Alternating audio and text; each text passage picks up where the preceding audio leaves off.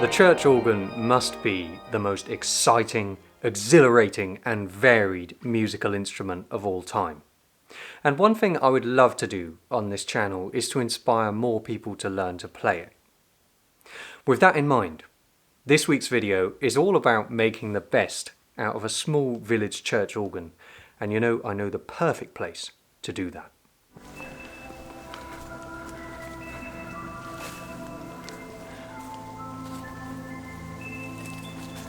Any glimpse of the church? Not yet. Been stung by enough stinging nettles then.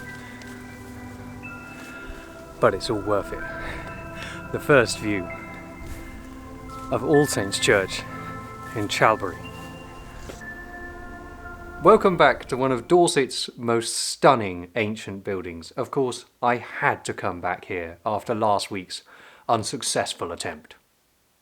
In fact, it's one of the most remarkable churches in the whole of England, mainly for its preserved Georgian interior.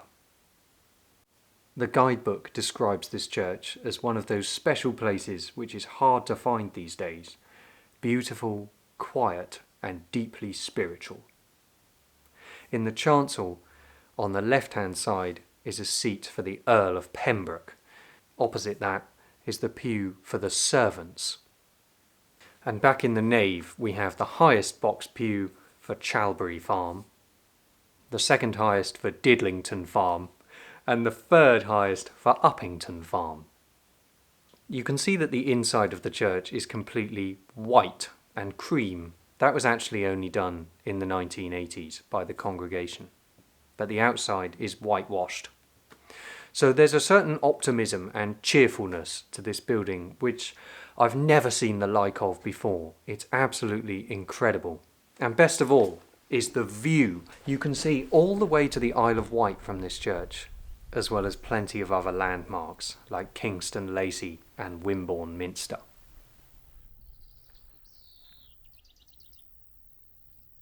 But today, my focus is on the pipe organ, which is for me the most exciting part of this building. It was built in 1878, so it's about 150 years old. We think of cars as exceptional when they've lasted 100 years, but think about pipe organs, often very much older, but still making beautiful music. The first thing you notice about this organ is that it's nothing like your conventional view of what a church organ looks like. We imagine organs to have loads and loads of stops, 2, 3 or 4 keyboards, and huge pipes sometimes spread all around the building. This is nothing like that. This is a fairly conventional village church organ. Just one keyboard, only 4 stops, that means 4 different ranks of pipes, and finally a pedal board underneath. Perhaps the most important difference between organ playing technique and piano playing is that organists play with their feet.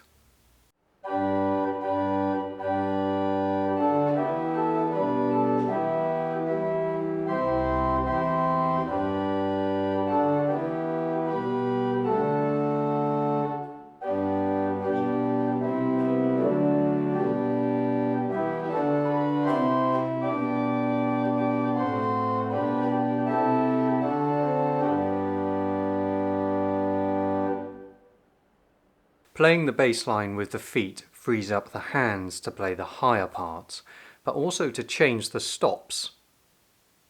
The stops activate a different rank of pipes. Each set of pipes is made of a different material or is a different size or a different shape, so that they have a particular tone colour. That's how you achieve variety playing the church organ. And the best way for me to demonstrate that is to show you that hymn in full and the different stop changes that take place. The stops on this organ are open diapason, which is the big beefy pipes above the keyboard, and then there's a brighter version called a principal. The quietest stop is the dulciana, and finally the stopped diapason on the left hand side is really the bass stop which couples down.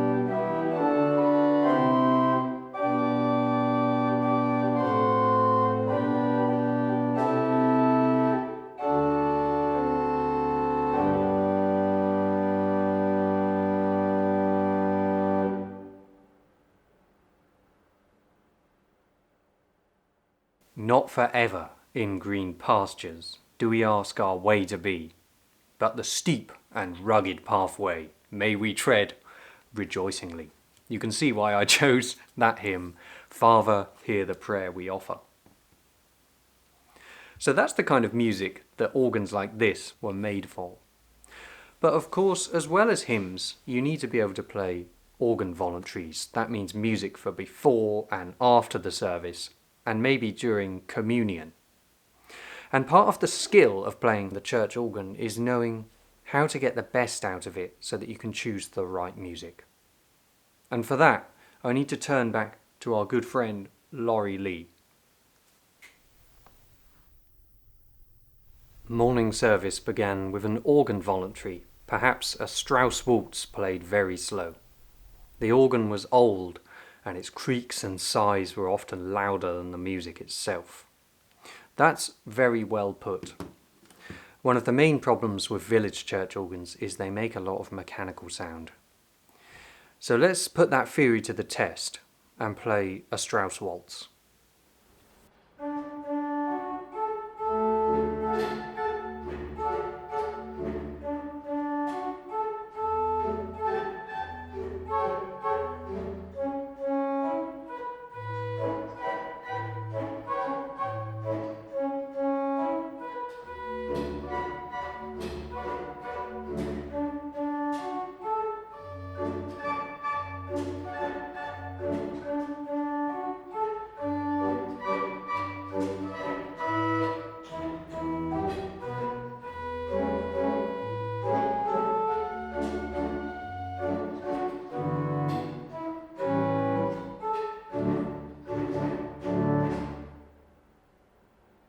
That clip was intended as a way of showing you how not to get the best out of a church organ, but ironically I've learnt something there, because I actually think it sounded quite good.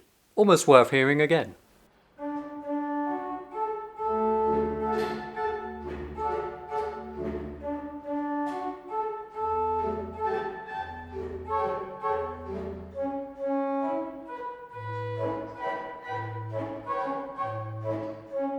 So, an excerpt from Strauss's Blue Danube Waltz. You can see the issue there, or rather you can hear it, because there are lots of repeated chords in that music. It tends to emphasize the mechanical clatters of the organ. This is almost unique to village church organs. Much bigger instruments don't really suffer from that problem because the pipes are much louder and they mask the mechanical sounds.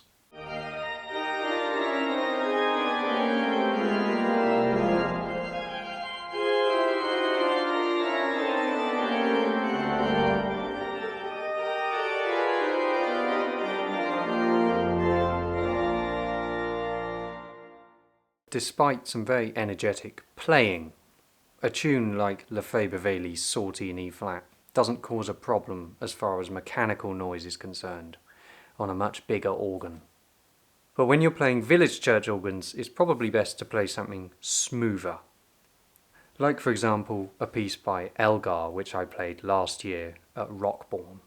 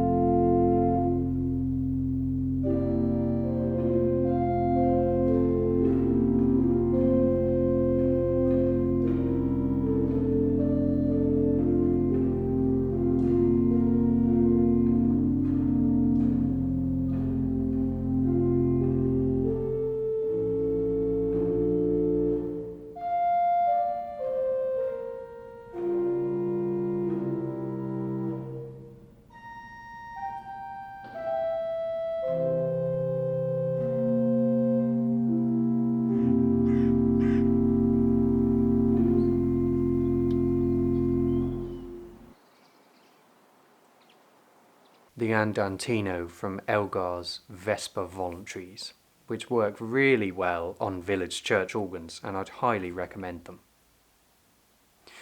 Sometimes, though, you can get away with music with repeated chords without too much mechanical sound.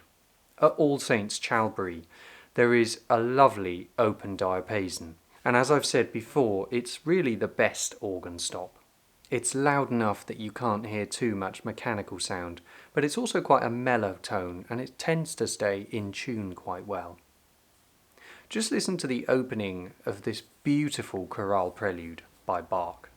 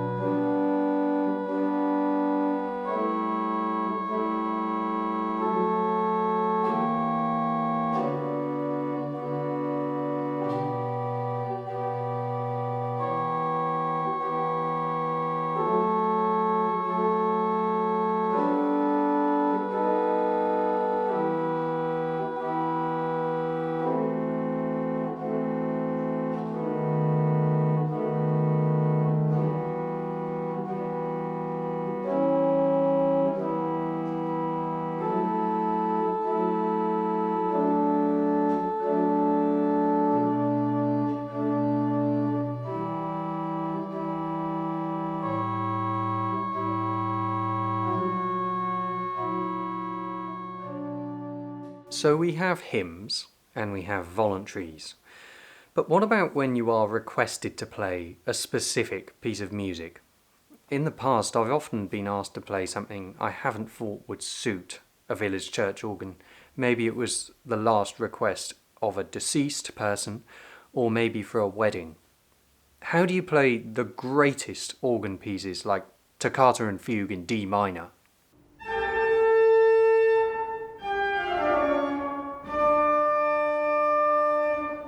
Or Widor's Toccata?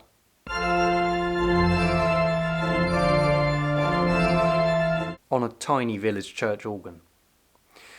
Well, the answer is you have to use some artistic license.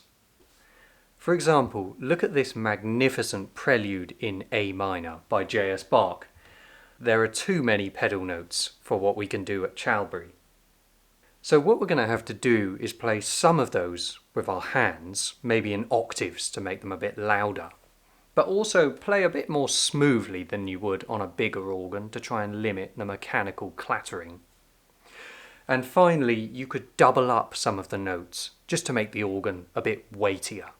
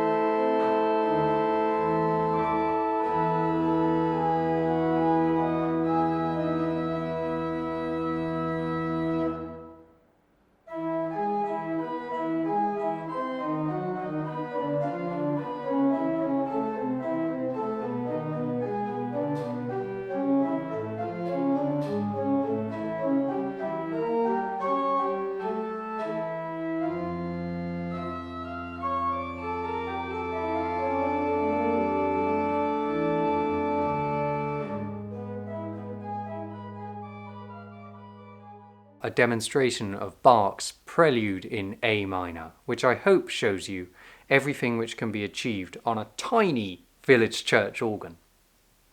We need to keep these organs played. There is a big shortage of organists, and that means the instruments fall into disrepair.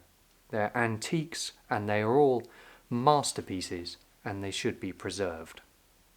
I'm a filmmaker full-time now, and I'm really enjoying spreading views from these amazing churches to such a wide audience. Please do remember that my work is largely reliant on donations to help keep me on the road filming these trips. So if you've enjoyed my performances so far, and there are plenty yet to come, do consider leaving a small donation using my PayPal link underneath the video, and I would be truly grateful. In the meantime, it's time to end this video on another triumphant note.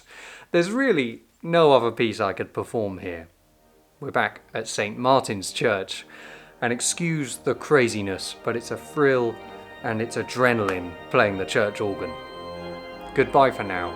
It's the Sortie in E flat.